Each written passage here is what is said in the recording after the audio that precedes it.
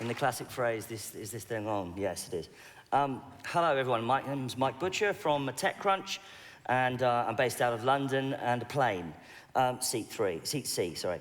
I've got here Ingo Rübe, who's a founder of KILT Protocol, and also an investor of his, Mark Cachia. Did I say that right? Yes. Of Scytale Ventures, who has invested in, been going since 2017. And in fact, you knew some of the early players in Ethereum, Gavin Wood, etc., of Polkadot fame. So what we're going to do here now is just going to sort of set the scene and do a very sort of quick overview of where we've been, where we are, and where we might be going to. So let's just cast our minds back to the birth of the internet, the creation of ARPANET, and then the birth of the internet, and the invention of TCP/IP, Transmission Control Protocol, Internet Protocol, which was the protocol on which the internet is built, effectively. So if you've got that idea in your mind, you need then to kind of move forward to the point where, obviously we had the 90s and the 2000s, where websites were built, email, and then eventually in the sort of roughly the mid-2000s, this thing comes along called Web 2, or Web 2.0, and it was effectively using the internet as a platform, as a computer. And so you had APIs, you had, the engines underlying apps built, and then you had platforms, and the platforms that we're familiar with today, such as Facebook, LinkedIn, the big platform plays, Salesforce, etc. And these centralized the whole idea of the internet. But you've got to remind ourselves that they're all built on this very simple protocol, TCP/IP. And the thing about that protocol is that it's dumb, it's not intelligent. So inside those packets of data, there is no e-commerce inside that packet. There is no healthcare. There's no identity inside that packet. And that's why platforms managed to take over and centralize all this information. And this is where we are now. So I apologize for that brief history lesson, but I just wanted to set the scenes before we get into the to the subject. So let's get into it then, effectively. So we've had so-called Web 2. What then is Web 3? And Web 3 is supposed to be the version where we go from online to on-chain. So what is Web 3? So yeah, just as you said, we saw all these platforms coming up, and eventually we also noticed that these platforms gather a lot of power, and maybe unhealthy lot of power, and they gather an unhealthy lot of data from us also. So a couple of people set together probably something in like 2015, 2016, and said, how can we change that? And we see also from politics many attempts maybe to change these things by imposing new regulations, but maybe it's also a technology problem. And when it's a technology problem, then we have to change the technology. And then we said, okay, maybe it would be nice to have many of the things which are not there in the original internet, if we put them into the internet, if we put them on a common good level, so that everybody owns the technology for, let's say, identity or ownership. These things should be, they are needed by everyone, so why are they controlled by companies? Let's have them controlled on the protocol level, like this old TCP/IP. And this is basically the idea behind Web3, taking things which are on the application level and rebuilding them on the protocol level, giving them out to the whole world so that the whole world basically owns them.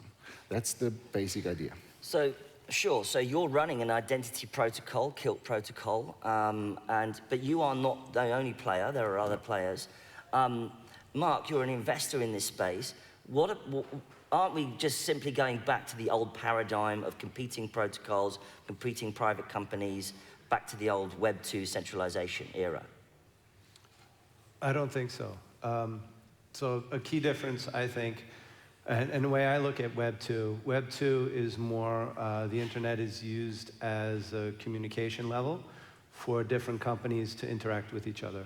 And Web 3, and that's all the internet is, it's a means of communication, where Web 3 is that the transaction actually happened on the internet itself, on these protocols that are set up, and the actors are on the far ends.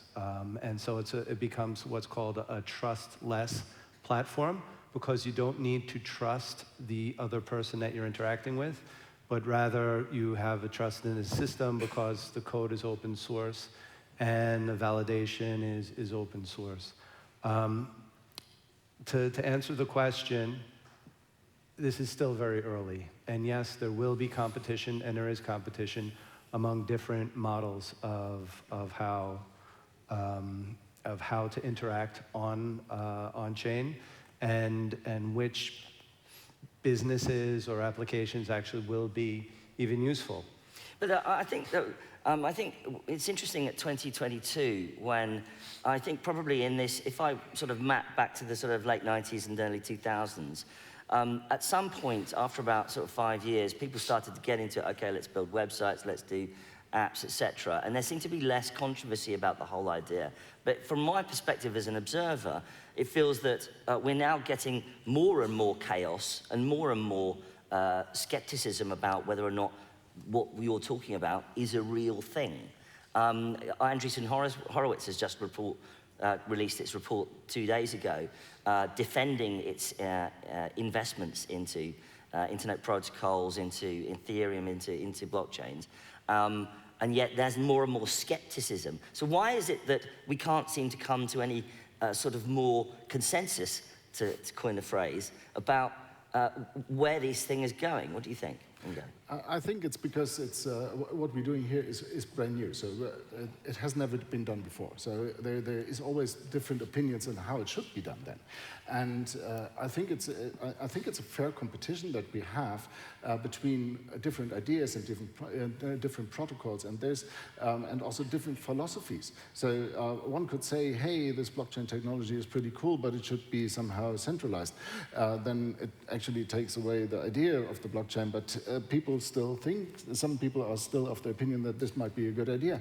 And so there must be some discussion actually, and this is a kind of discussion what's happening here. It's a discussion for finding the right way, because we're doing fundamental things in the end. If you think that, for example, where's your internet identity? Okay, I think we can maybe all agree that it's not a good idea to have it with a company, but when you have it in an open network, how open should it be? Should it be shareable?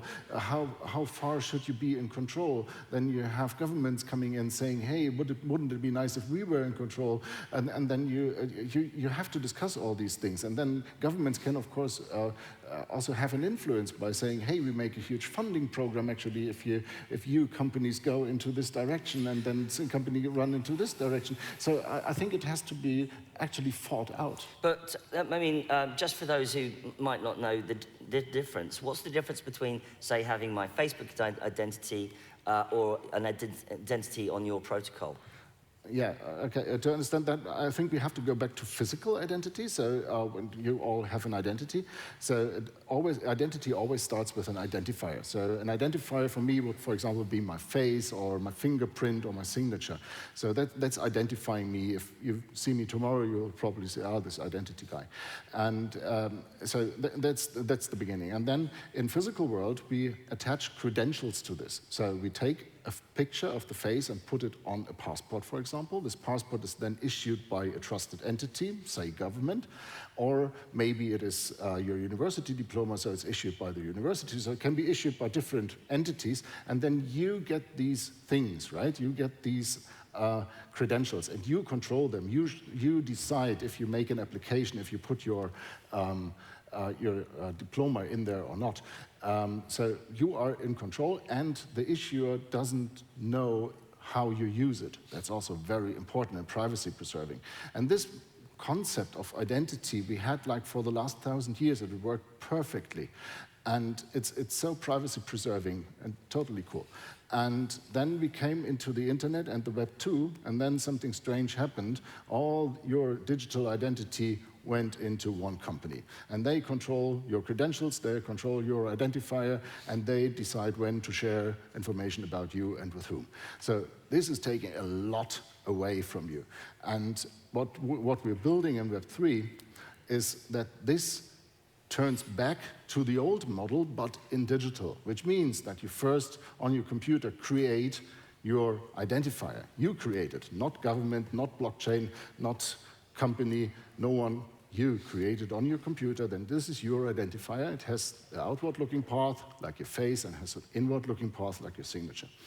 And then you go to different trusted entities, and you get signed by them credentials which you control, and then you decide how and for what reason and when you share those credentials. So basically, you log in with your credentials in the future and not with your username and password. But Mark, as an investor in the space, you must admit, though, there's still a long way to go. I mean, you know, having to get download wallets, MetaMask, create exchange, you know, accounts on exchanges like Binance, it's still not consumer friendly, is it? So when are we going to see something that's really sort of as simple as getting a Facebook ID or something? Yeah, perfect, thank you. First of all, I would just like to clarify that I'm not an investor. Right. I see myself more as a partner and a supporter, and part of that is financial to get the teams going early stage. Okay. But this is a very good point because it's not ready for prime time. It will be, and what I think I do is I'm sort of in a nexus between the asset management background that I have with the partners and the team that we have that are very technical, to the blockchain pioneers that we have that are, you know, into the architecture as well as the blockchain technical side, and to look to put together a puzzle, and a puzzle that keeps evolving as the technology and the ecosystem evolves. And okay, UI, UX is terrible right now. I don't know, has anybody in this room actually done a blockchain transaction? Has anybody done anything other than buying or selling coins? All right, so that's, I don't know, 10%, 15%? And so it means we're still super early. And so something like KILT is one of the necessary building blocks to make this work and to make it accessible, to take like 1 or 2 steps more meta. The economies and the nation states we have are built from an industrial age. But we're moving very rapidly into an information age where once you log on, the person could be next to you that you're interacting with, could be all the way across the world, and you have no idea, and it doesn't matter. And what blockchain does is make this sort of interaction possible and sustainable. And so, oh, sorry. No, carry on. No, in terms of actually having an economy living or a company living in code. And this is not something that the existing structures are set up for. It's not something that our minds really understand, and that's why there's such a boom that's happening. But, and bust, and it goes together. Well, quite, and on that note, I mean, but you know, don't we need a reality check here? You know, famously the Luna crypto has gone to zero. People have lost their entire livelihoods, life savings. The message boards on places like Reddit about suicide lit up. It's actually a disaster. So the reality, as much as you want to talk about how this great, amazing future, you know, many people have actually lost thousands and thousands of dollars or perhaps more. And it's going to get worse because people are putting a lot of money into things, tokens that have absolutely no value capture. There's this dog token. So how do we tell the difference? Yeah, that's not that easy because it is open, and in one way it's very good to have the freedom to be able to participate in things, but the problem is that people participate in things that they don't understand, and they don't understand the risks, and they follow hype. So it's going to be very cyclical for a long time because it's still very speculative. But there are things like KILT that are legitimate building blocks of the, it's not even a new economy. It's really a new way of commerce and interacting, and potentially society. So therefore, I mean, we've only got a couple of minutes left because obviously we've got squeezed of time just now. But is it the case, therefore, that it'd be better for us to get involved at the idea of playing around, getting a KILT protocol identity, getting a little wallet, don't sort of go nuts investing a ton of money, or what would you say? I would say that I think what we see now with I think we heard the whole last day actually about Web3, right? So NFTs are part of this Web3 thing. So there's things that you can actually touch now, which is totally nice.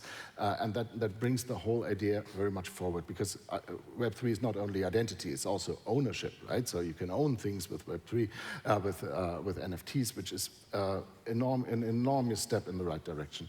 And it's going to be much more exciting in the future, I can promise you that. I would say, yes, playing around with the stuff which is already there, talking with your friends, just making some research, if you like, if you're more the research person, is absolutely valuable. It's a little bit like the old internet, where everyone got in the 90s or so, and it was a little complicated to handle in the beginning. You remember connecting your computer to the phone somewhere, and that was a bit terrible. It's less terrible now to get in this new way of Web3, much easier. You just have to install a wallet, and then you're basically inside the Web3. And so that's what you should probably do. Right, so there you go. There you go. It's still very early days, apparently. So, but anyway, thank you very much for everyone for having us. Thank you to Mark, and thank you, Ingo. Thank you. And thanks. Goodbye from me. Okay.